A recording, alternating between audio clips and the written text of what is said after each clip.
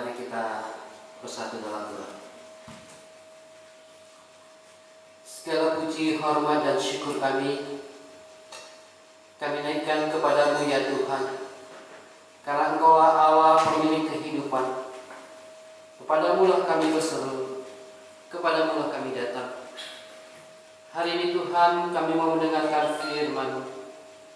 Kiranya Engkau menaungi kami, kiranya Engkau memberikan kepada kami pengertian dan pengenalan akan Engkau. Biarlah Roh-Mu yang kudus leluasa untuk menguasai hati dan pikiran kami, segenap mata yang tertuju kepada Tuhan. Dan biarlah Tuhan, Engkau leluasa untuk mengkoreksi dan menaburkan benih iman kepada kami, supaya kami tidak menjadi sia-sia, melainkan menjadi alat kemuliaan Tuhan. Dalam Kristus Yesus kami berdoa. Amin. Mari kita buka Alkitab kita dari Yohanes, Injil Yohanes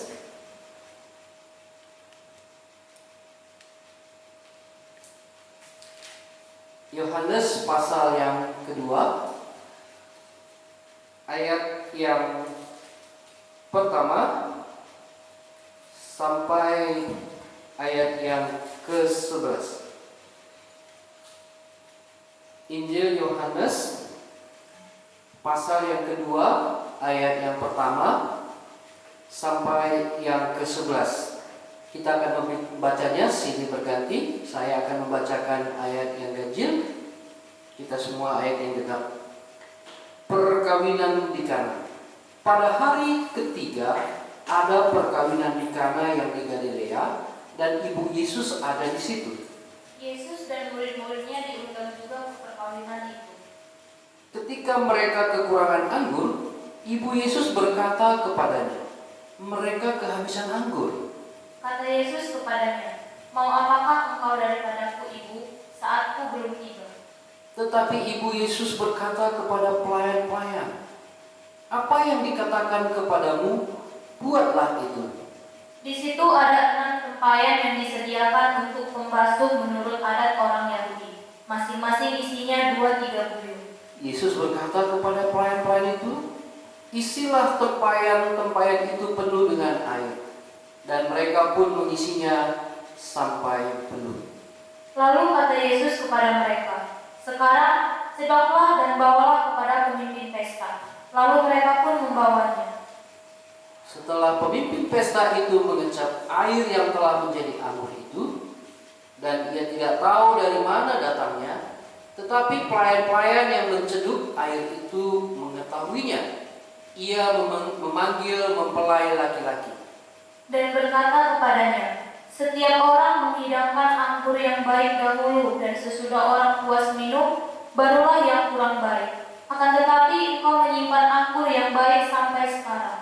Hal itu dibuat Yesus di Kana yang di Galilea sebagai yang pertama dari tanda-tandanya, dan dengan itu ia telah menyatakan kemuliaannya, dan murid-muridnya percaya kepadanya. Saudara yang dikasihi oleh Tuhan, kita bisa mengerti mengapa pesta perkawinan di Kana ini dituliskan. Ya. Bagi adat orang Yahudi, pernikahan itu ya sesuatu yang sakral. Mereka menghargai sungguh pernikahan yang kudus, di mana Allah membangun suatu lembaga rumah tangga yang dimulai dari perkawinan. Lembaga pertama yang dibentuk oleh Allah adalah lembaga pernikahan. Dan orang Yahudi ini sangat menjunjung tinggi nilai-nilai pernikahan itu. Mereka mempersiapkan pesta pernikahan itu bertahun, bukan kayak kita. Karena mereka melakukan pesta ini bukan 1-2 hari. Pesta pernikahan, perkawinan adat orang Yahudi itu sampai 7 hari. Jadi sebelum hari H mereka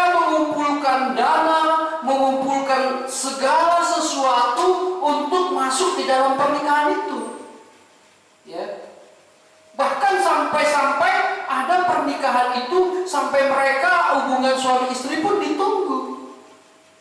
Karena adat mereka sangat kental dengan kekudusan, ya, sangat kental dengan kesucian. Ya. Saudara dikasih oleh Tuhan, kita bisa mengerti bahwa orang Yahudi ini menghargai sungguh lembaga pernikahan yang sudah dimulai oleh Allah. Ya.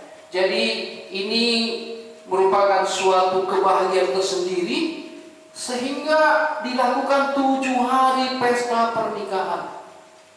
Ya, saya pernah hanya mengikuti sampai 2 hari, ya. Dan itu pun sangat melelahkan. Tetapi ini 7 hari, ya. Baik, kita bisa lihat dari ayat pertama. Pada hari ketiga ada perkawinan di Kana yang di Galilea, dan ibu Yesus ada di situ. Berarti peristiwa perkawinan ini di Kana di Galilea.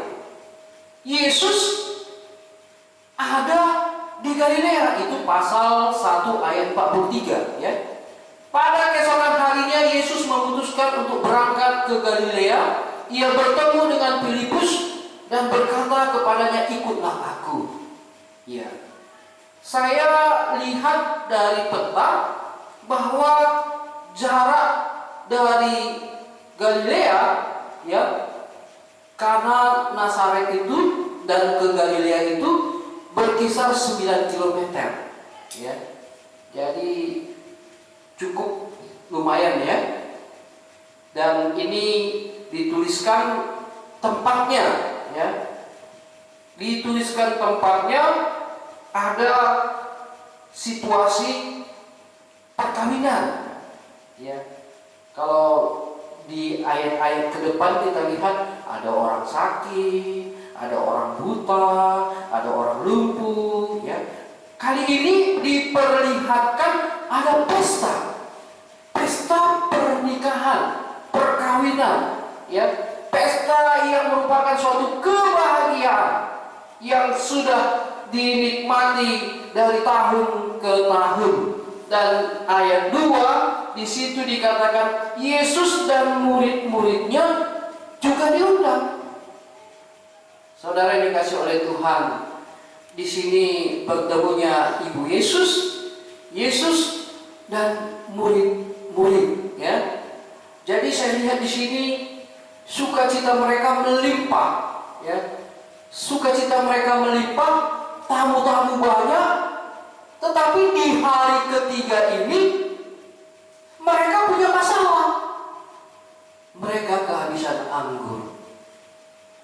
Saudara dikasih oleh Tuhan, seringkali kita membuat pesta, ada saja, ya, yang tidak terprediksi, ya.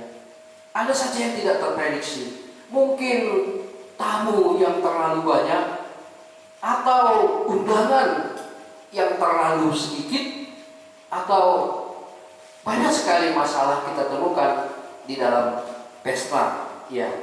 Hari ini kita lihat ada satu kisah, ya, yang membuat kita melihat bagaimana kisah ini menjadi sesuatu yang menarik, ya.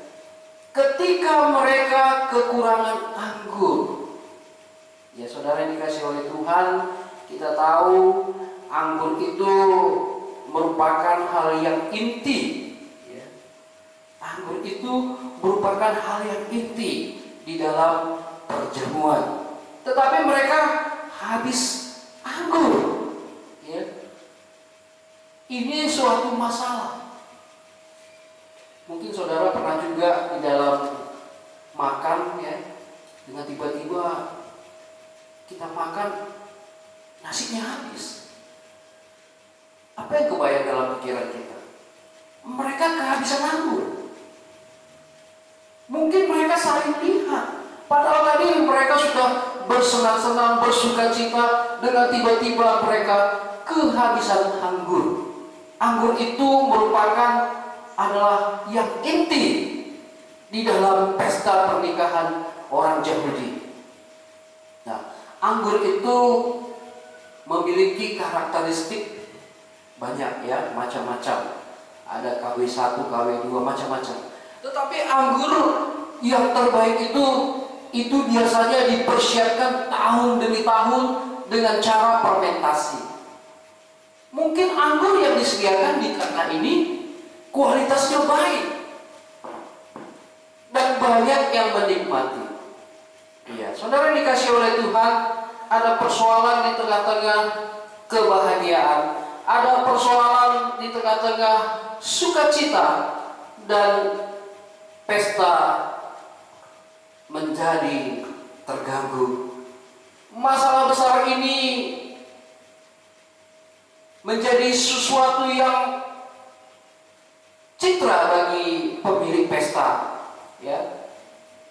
Karena kalau anggur habis, ini bisa dikategorikan pihak mempelai tidak melanjutkan untuk sampai hari ketujuh.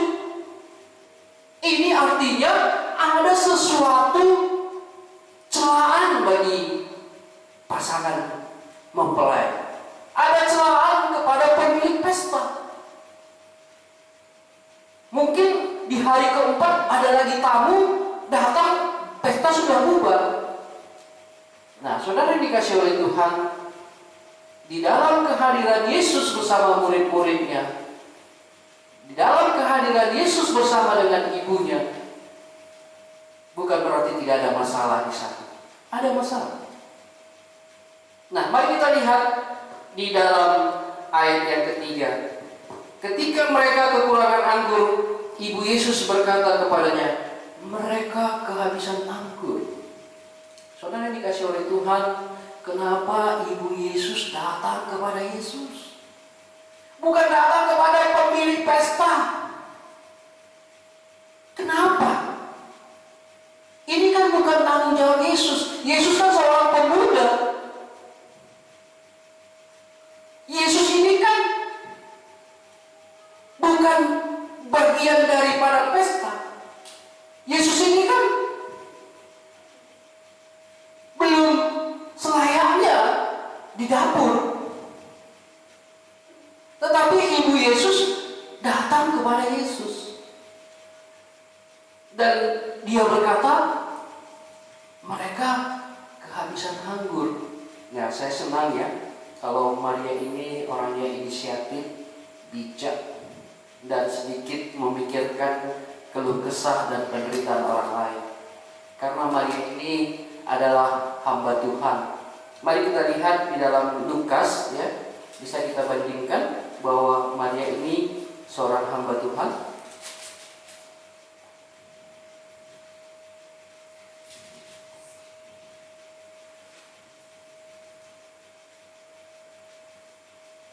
Iya, sesungguhnya aku ini adalah hamba Tuhan, ya. Mari kita lihat Lukas pasal kedua, ya. 1 ayat, saya lupa ayatnya, ya.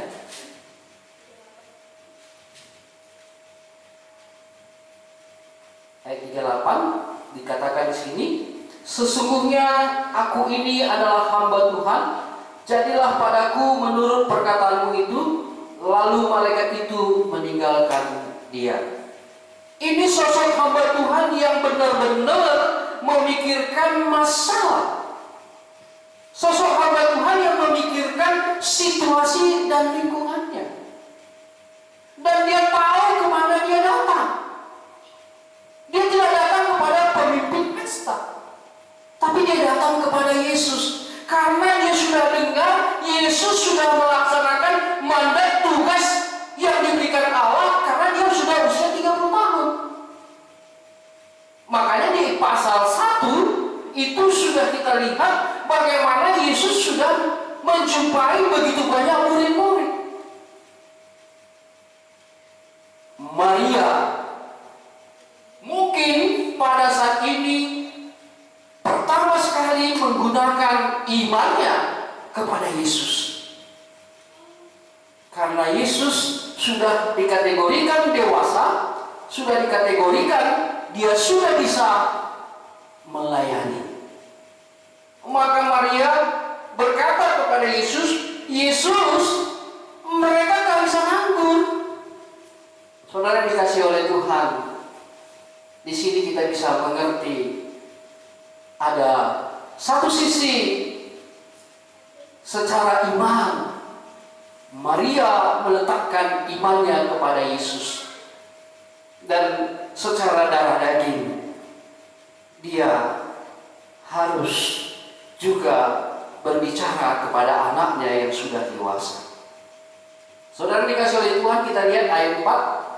Kata Yesus kepadanya, "Mau apakah engkau daripadaku, Ibu? Saatku belum tiba." Ya. Kalau di dalam bahasa aslinya itu bukan ibu, ya, tapi wanita. Eugenie, ya, wanita. Kalau bahasa Inggrisnya woman, ya. "Mau apa engkau daripadaku, hai wanita?" Wah, luar biasa ya.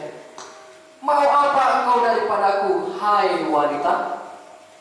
Ya, ini kita bisa lihat Yesus membuat satu statement untuk mau melihat pure atau murni daripada iman daripada Maria ini.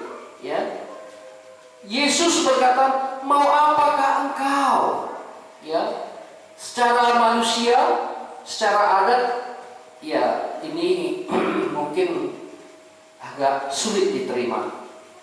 Tetapi Yesus katakan, "Mau apakah engkau daripadaku, Ibu? Saatku belum tiba." My time is not yet come. My time is not yet come. Waktuku belum tiba. Ya, di sini bisa kita lihat bahwa Yesus mempunyai keputusan tersendiri bahwa waktunya tidak diatur oleh manusia. Ya, dia katakan, "My time not yet come." Inilah waktunya engkau menantikan. Kalau engkau beriman, nantikanlah yang daripada Allah. Ya. Inilah waktunya penantian di dalam imanmu kepada keputusan Allah. Dan waktu menunjukkan otoritas Allah. Waktu menunjukkan otoritas Allah. Ya, saudara yang dikasih oleh Tuhan, bayangkan ibunya Yesus dari belakang teriak, "Habis anggur, habis anggur." Dia resah, dia gelisah. Akhirnya dia datang ke depan, menjumpai Yesus, dan dia katakan, "Yesus, mereka kehabisan anggur." Tetapi Yesus berkata, "Mau apakah engkau daripadaku, hai wanita? Waktuku belum tiba." Betapa lelahnya seorang Maria, betapa lelahnya melihat persoalan di belakang. Begitu dia jumpa dengan Yesus di depan, dan Yesus katakan seperti itu. Hamba Tuhan seperti Paulus memang harus diberi beban supaya bisa melihat manisnya iman. Ya. Saudara yang dikasih oleh Tuhan, jerih payah Maria tidak kendor. Jerih payah Maria tidak mau sedikit pun undur. Maria terus, dan dia berkata kepada pelayan-pelayan. Kita lihat ayat berikutnya. Tetapi Ibu Yesus berkata kepada pelayan-pelayan, "Apa yang dikatakannya kepadamu, buatlah itu." Ya. Apa yang dikatakannya, buatlah itu. Ibu Yesus ini, Maria ini, secara daging dia sudah lelah. Secara biologis dia sudah capek dan susah memikirkan pesta ini. Tetapi secara iman dia tidak menyerah. Dia tidak mau undur. Dia tidak mau berhenti di tengah-tengah persoalan yang sudah dihadapinya dan sedang dibawanya kepada Tuhan Yesus. Bayangkan seorang ibu dikatakan, "Mau apa kau hai wanita?" Dan kedua, "Waktuku belum tiba, saatku belum tiba. My time is not yet come." Tapi Maria, seorang yang beriman, Maria hamba Tuhan, Maria yang bijaksana, dan dia tidak mau mundur. Dan dia katakan kepada pelayan-pelayan, dia katakan, apa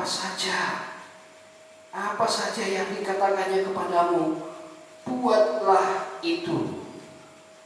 Imannya sudah sampai kepada Yesus Kristus adalah Tuhan. Imannya sudah sampai kepada Kristus, sekalipun dia anak darah dagingnya, tetapi dia adalah Allah 100%. Dan kepadanya lah matanya tertuju.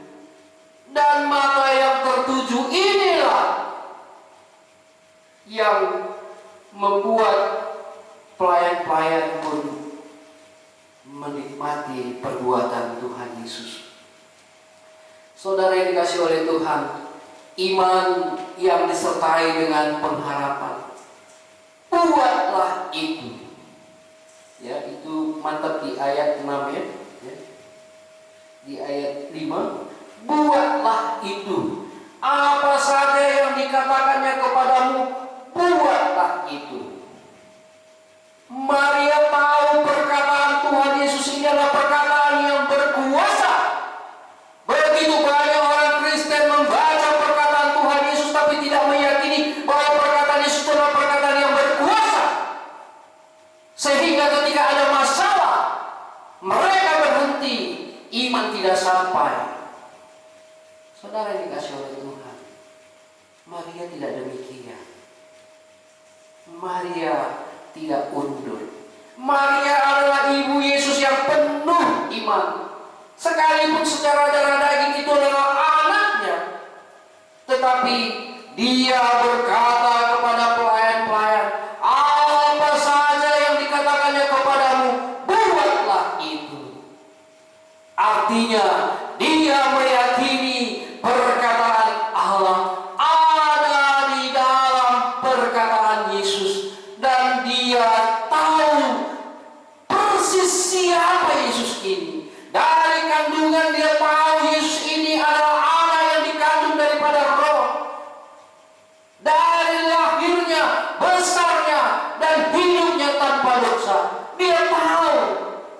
Maka dia berani berkata kepada pelayan-pelayan itu, apa saja yang diperkatakannya, buatlah itu. Orang Kristen sekarang sudah tidak mau lagi mendengarkan suara Tuhan Yesus, sehingga mereka tidak pernah lagi mengecap iman.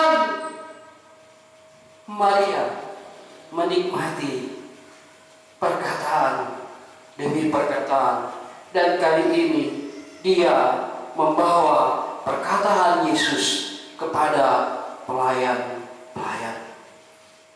Hamba Tuhan seperti Maria ingin supaya pelayan-pelayan juga mengecap kebaikan Tuhan. Yesus bisa melakukan apa saja, tetapi Maria berkata kepada pelayan-pelayan, apa saja yang dikatakannya kepadamu, buatlah itu. Sudahkah landing dalam pikiran kita, perkataan Yesus adalah perkataan yang berkuasa? Saya punya Alkitab dalam bahasa Inggris, setiap perkataan Tuhan Yesus itu warnanya merah. Ini artinya penting, karena perkataan Tuhan Yesus itulah perkataan yang membuat kita beriman. Iman timbul dari pendengaran akan firman Tuhan. Maka perkataan Tuhan Yesus itulah yang dikatakan Maria, apa saja yang dikatakannya kepadamu, buatlah itu. Saudara yang dikasihi oleh Tuhan, pelayan-pelayan mendengarkan Maria. Mari kita lihat di ayat 6. Di situ ada 6 tempayan yang disediakan untuk pembasuhan menurut adat orang Yahudi. Masing-masing isinya 2-3 buyung. Saya kalkulasi bahwa tempayan-tempayan itu, satu tempayan 2-3 buyung, ya, berarti ada kurang lebih 18 buyung, ya. Satu buyung itu berisi 9 galon, ya, berarti bisa kita hitung 18 kali 9 berarti 162 galon, ya. Dan 1 galon itu 3 liter.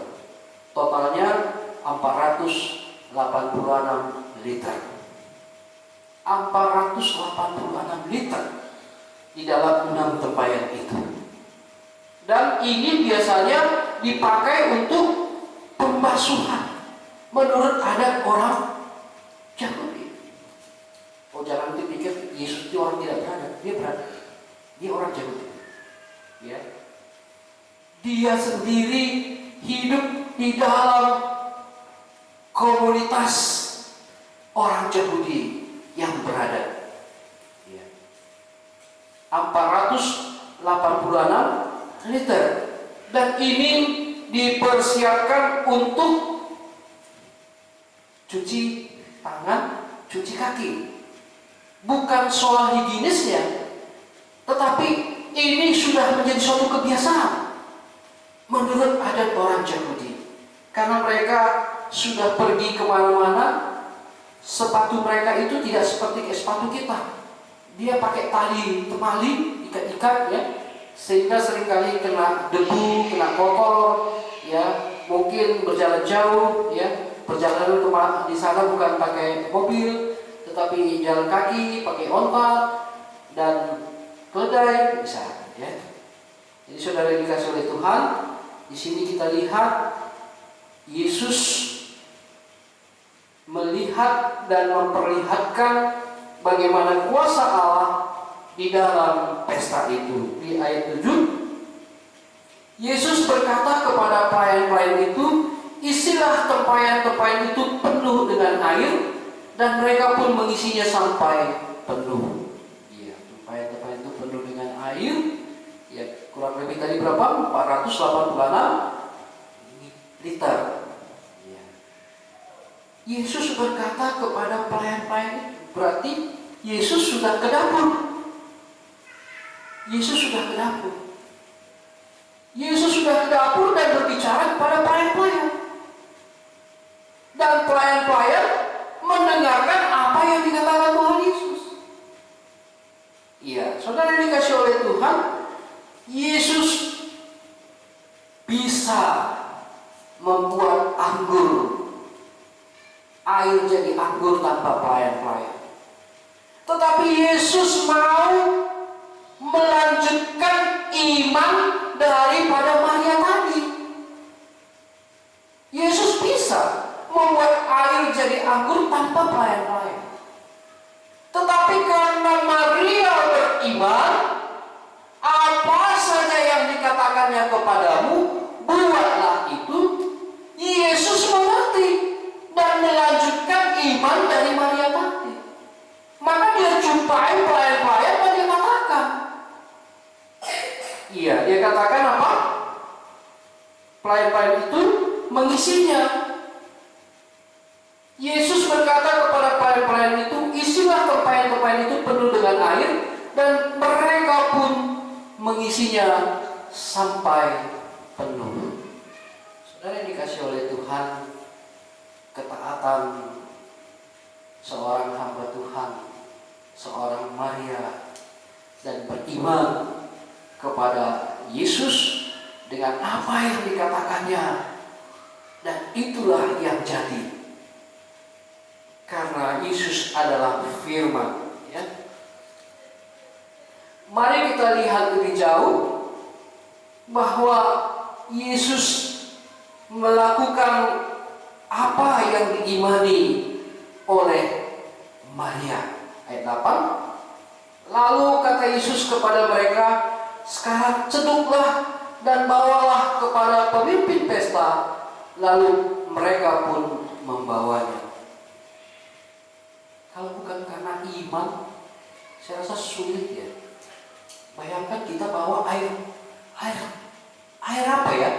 Air yang kurang steril ya, untuk cuci kaki, untuk cuci tangan. Ini dibawa kepada pemimpin pesta. Dibawa kepada pemimpin pesta. Dan pemimpin pesta sudah siap-siap ya. Ayat 8, ceduklah dan bawalah. Ya, ini persoalan yang berat ya. Persoalan yang berat, air cuci tangan dan kaki dibawa kepada pemimpin pesta.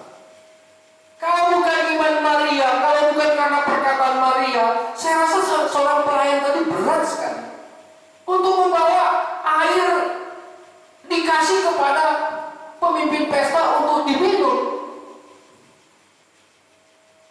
Dan ini suatu yang sulit diterima secara akal. Kalau secara medisnya diusahalain. Saudara dikasih oleh Tuhan, oleh karena Allah berotoritas, oleh karena Kristus adalah Tuhan dan perkataannya berkuasa, maka itu berjalan dengan baik. Kita lihat di situ dikatakannya, sekarang ceduklah dan bawalah kepada pemimpin pesta. Apa yang dibawa? Air pembasuh kaki. Kira-kira kalau perkataan ini terjadi pada kita, saya rasa sulit sekali. Tetapi ini sesuatu yang membuat orang mengerti bahwa apa yang dikatakan Tuhan Yesus tadi adalah perkataan yang berkuasa, perkataan yang tidak bisa dibatalkan, diganggu, dirusak, ataupun digugat siapapun. Saudara yang dikasih oleh Tuhan, persoalan yang berat ini sampai kepada pemimpin pesta. Bayangin bawa, kira-kira akan gemeter ya, membawa air ya, yang pembasuh kaki untuk dikasih kepada pemimpin pesta. Tetapi pelayan-pelayan tadi takluk, tidak berpikir lebih jauh, sebagaimana Yesus berkata diam kepada angin sakar, sebagaimana Yesus pernah menghentikan ikan-ikan kepada perahunya Petrus, kepada jalannya Petrus, dan besok harinya ikan-ikan bisa sampai 2 perahu. Ketundukannya ini yang saya melihat luar biasa. Dan pelayan itu membawanya, dan saat dibawanya pemimpin pesta itu mengecap, dan di saat itulah air berubah jadi anggur ya. Air yang biasa bisa menjadi anggur yang manis. Kalau saya pernah lihat proses pembuatan anggur ya. Pembuatan anggur itu anggur dipetik ya. Air anggurnya dicuci, setelah itu diperas atau dipres ya. Dan buah anggur itu dipisahkan antara air dan kulit, disaring, disuling, dan ini bisa sampai difermentasi berhari-hari, bertahun-tahun ya, dan menghasilkan anggur yang bagus.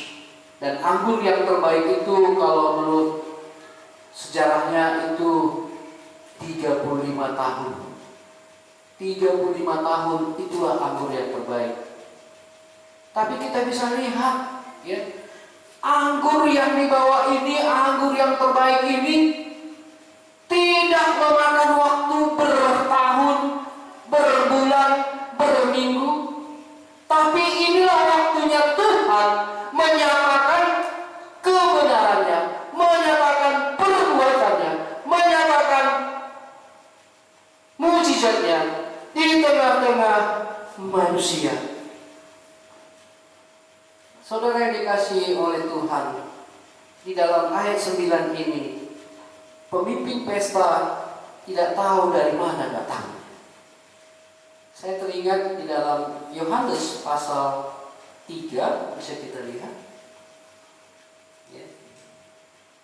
Ayat 8. Angin bertiup kemana ia mau, dan engkau mendengar bunyinya, tapi engkau tidak tahu dari mana ia datang atau kemana ia pergi. Demikianlah halnya tiap-tiap orang yang lahir dari roh. Saudara yang dikasihi oleh Tuhan, pemimpin pesta ini tidak tahu dari mana datangnya. Kisah kerajaan Allah, banyak orang yang tidak tahu dari mana datangnya. Maka pemimpin pesta ini adalah pemimpin yang mengerti anggur yang baik. Ya. Pemimpin pesta ini mengerti ini pemilik pesta mempersiapkan anggur yang baik. Mereka melihat anggurnya, tidak melihat yang menjadikan anggur itu. Ini antara logika dengan iman. Sama dengan Nikodemus. Logika sering sekali kita mau melihat wujudnya. Kita tidak tahu bahwa kehadiran Yesus itulah yang mengubahkan.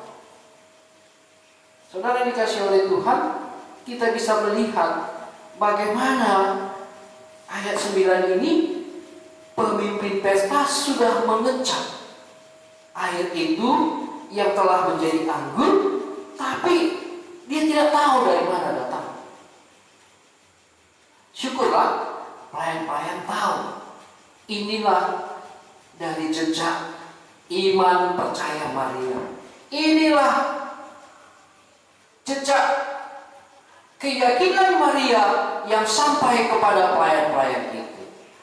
Sehingga pelayan-pelayan itu bisa mengatakan, wow, air jadi anggur. Dan saudara yang dikasihi oleh Tuhan, bisa kita mengerti bahwa logika ini kadang-kadang sulit untuk ditaklukkan. Ayat 10, dan berkata kepadanya, setiap orang menghidangkan anggur yang baik dahulu, dan sesudah puas minum, barulah yang kurang baik. Akan tetapi engkau menyimpan anggur yang baik sampai sekarang. Dia tahu anggur, dia tahu kualitas, dan dia tahu bahwa orang menyediakan anggur yang terbaik dahulu, baru yang kurang baik. Dia tahu semua tentang anggur, tentang pesta, tentang situasi, tahu. Tapi dia tidak tahu bahwa Yesus ada di situ yang membuat anggur itu dari air sedokan, air cuci tangan, air yang membersihkan kaki dan tangannya. Saudara yang dikasihi oleh Tuhan, kemegahan orang banyak tertuju kepada materi. Kemegahan orang banyak tertuju kepada kesuksesan. Kemegahan orang banyak tertuju kepada hal-hal yang akan ditinggalkan. Berbeda dengan murid, ya, kita lihat di ayat 11, ya, ini sangat kontras. Hal itu dibuat Yesus di Kana yang di Galilea sebagai yang pertama dari tanda-tandanya, dan dengan itu ia telah menyatakan kemuliaannya, dan murid-muridnya percaya kepadanya. Saudara yang dikasihi oleh Tuhan, seringkali di tengah-tengah perbuatan pelayanan yang Yesus kerjakan. Di situ dua opsi. Satu opsi untuk hal-hal yang binasa, satu opsi untuk yang kekal.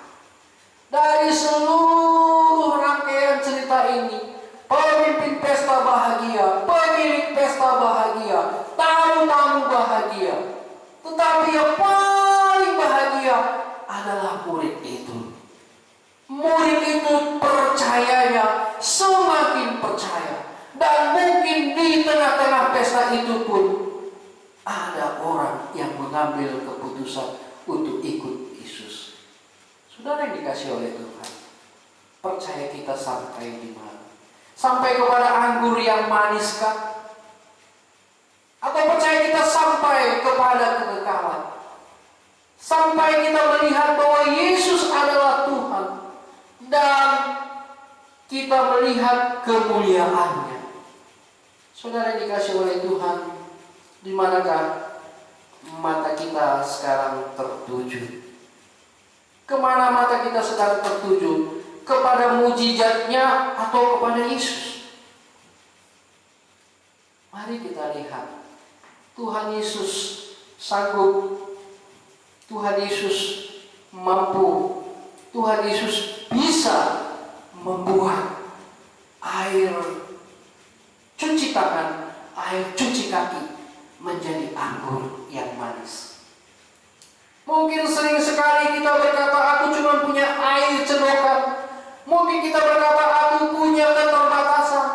Aku punya tidak layak untuk dijual. Aku tidak layak untuk ditampilkan. Yesus ahlinya. Air cedokan pun bisa dibuat menjadi air anggur yang manis. Persoalannya, maukah kita mengundang Dia untuk hadir di dalam diri kita? Sebagaimana pesta di Kana dengan kehadiran Tuhan Yesus, mereka yang harusnya menanggung malu, tetapi Yesus yang menyelesaikannya. Kita yang harusnya menanggung segala beban penderitaan kita, tetapi dengan kehadiran Tuhan Yesus yang rusak diperbaiki. Bayangkan 486 liter anggur the best. Saya hitung-hitung berapa anggurnya. 1000 kilo. 1000 kilo anggur dalam sekejap bisa. Masihkah kita ragu akan kuasa Kristus? Masihkah kita ragu bahwa Yesus adalah anak Allah? Maria mempraktekkan imannya dan Maria menikmati hasil dari imannya. Ada orang yang percaya kepadanya. Saudara yang dikasihi oleh Tuhan, kalau Tuhan sudah membuat sesuatu yang baik pada kita, masihkah kita kepada perbuatannya itu? Mari Tuhan Yesus mengajak kita untuk datang kepadanya, supaya sukacita kita bukan sebatas anggur, tetapi sukacita kita sampai kepada percaya yang terus menerus, percaya yang bisa menikmati kemuliaan Tuhan di dalam kekekalan sampai kepada kekekalan. Karena Tuhan adalah Tuhan, dan Tuhan berkata, waktuku adalah tiba. Pada waktu Maria dikatakannya kepada Maria, waktuku belum tiba, tetapi saatnya waktunya tiba, mata kita akan terbuka melihat kemuliaannya. Saudara yang dikasihi oleh Tuhan, apakah hidup saudara sudah manis? Apakah hidup saudara masih tawar? Apakah hidup saudara sudah punya pengaruh? Apakah hidup saudara punya rasa? Apakah hidup saudara bisa dinikmati oleh orang lain? Atau saudara hanya memikirkan pesta tanpa Kristus? atau saudara memikirkan kehidupan ini, menikmati berkat-berkat tanpa kehadirannya. Tuhan mengasihi saudara supaya saudara bisa datang kepadanya. Logika kita sering berkata, aku bisa. Tapi faktanya, pesta 7 hari terhenti hanya 3 hari oleh anggur kehabisan. Oleh karena kehadiran Kristus, pesta ini menjadi pesta yang sukacita, dinikmati oleh orang banyak, dan di sana ada orang yang menjadi percaya. Bapak Ibu Saudara yang dikasihi oleh Tuhan, mari kita pikirkan pesta kita. Apakah pesta kita disertai hadirnya Kristus? Atau pesta kita hanya punya rancangan, kalau nanti ku buat begini, nanti begini hasilnya. Kalau nanti ku buat begini, ini akan ku nikmati.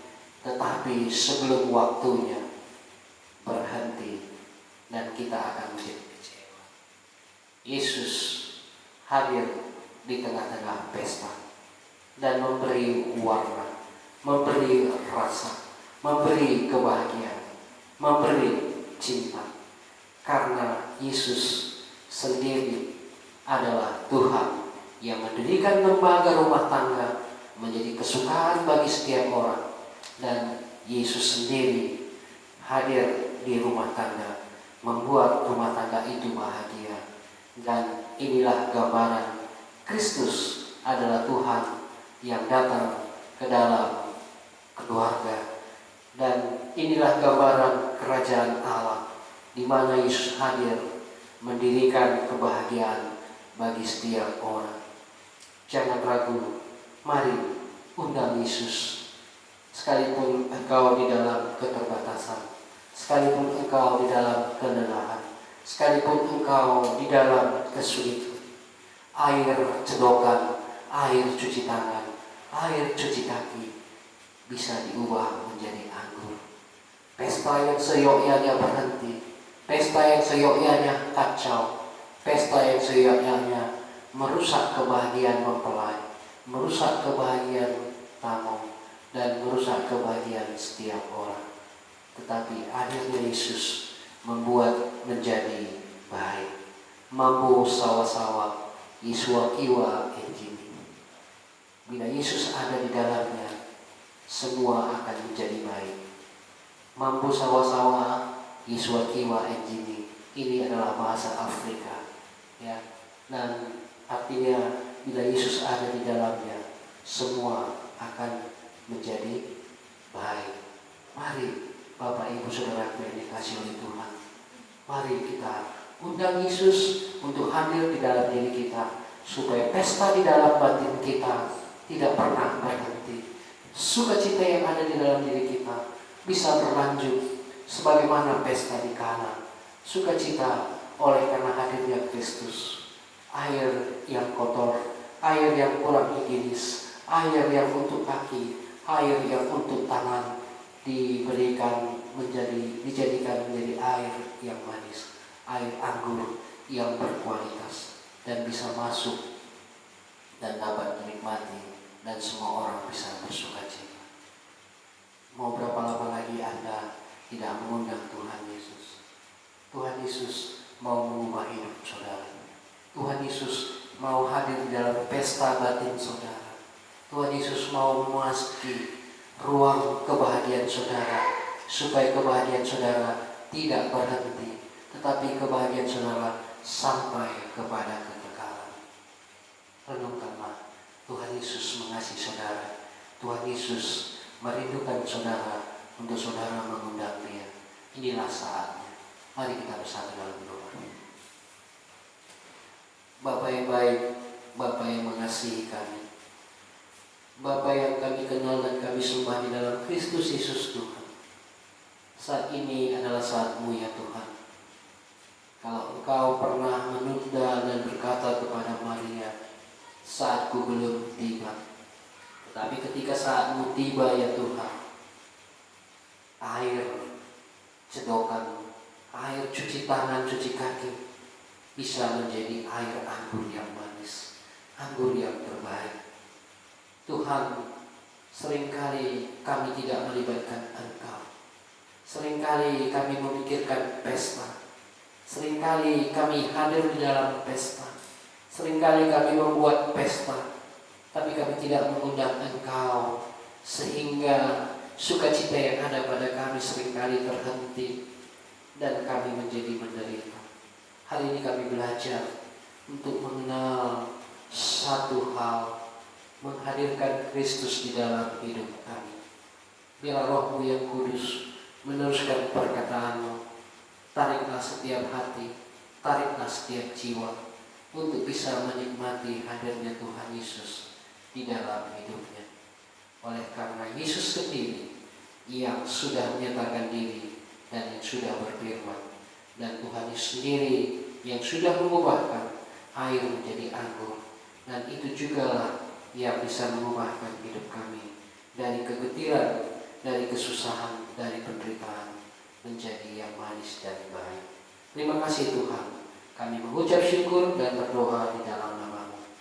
Amin. Selamat.